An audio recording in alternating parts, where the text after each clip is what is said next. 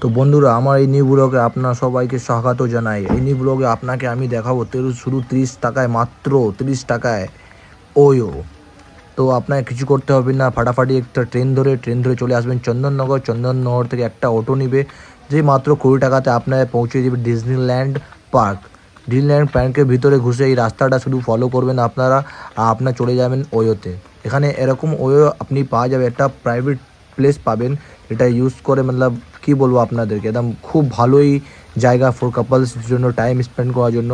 তা আমি একটু ব্লগ বানাবার জন্য এই ভিতরে ঢুকেছি। তো এই ব্লগটা আমি করছিলাম, তো একটু আগে গেলে আমি দেখলাম বাচ্চাদের একটু ঝুলুয়া ফুলুয়া আছে।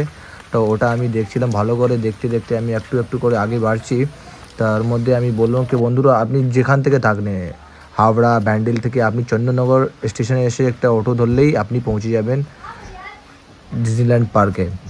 তো এই আমি পার্কে ঘুরলে একটু ফলো করে একটু আগে গেলাম। তো এখানে দেখলাম একটু গাছ ফাছ আছে, কালা পাতার গাছ সব চারোদিকেই আছে।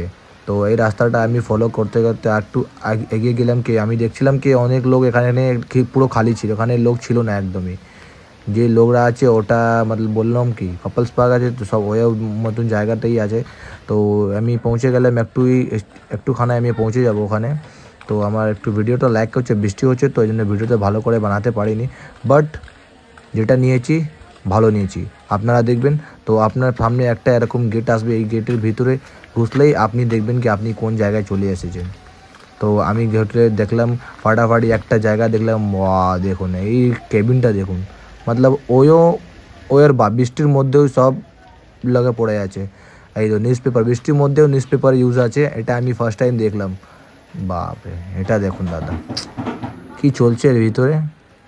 তো একটা আমি রুম দেখলাম, যা এসে একদম পুরো খালি ছিল, বিকজ বৃষ্টির জন্য পুরো ভিজে গেছিলো। গরমকালে এই রুমটাও ভালো ইউজ হয় দেখে মনে হচ্ছে। সব দিকেই চারোদিকেই শুধু এরকম ওই মতন রুম বানিয়ে আছে। তো বেশিক্ষণ আমি ভিডিওটা করলাম না, কেন কি এটা প্রাইভেট প্লেস আছে, তো অনেকজন প্রাইভেট প্লেসে আছে। তো আমি বেশিক্ষণ ভিডিওটা করলাম না। তারপরে আমি একলা জায়গাটা দেখলাম না, চারদিকে শাড়ি থেকে ঘেরা আছে, আর এই ভিতরে বসার ভালো জায়গা আছে। তো এই ভিডিওটা আমি নিলাম আপনার জন্য। ভিডিওটা কেমন লাগছে আপনি বলবেন একটু, আর ভিডিওটা ভালো লাগে লাইক এন্ড সাবস্ক্রাইব করুন।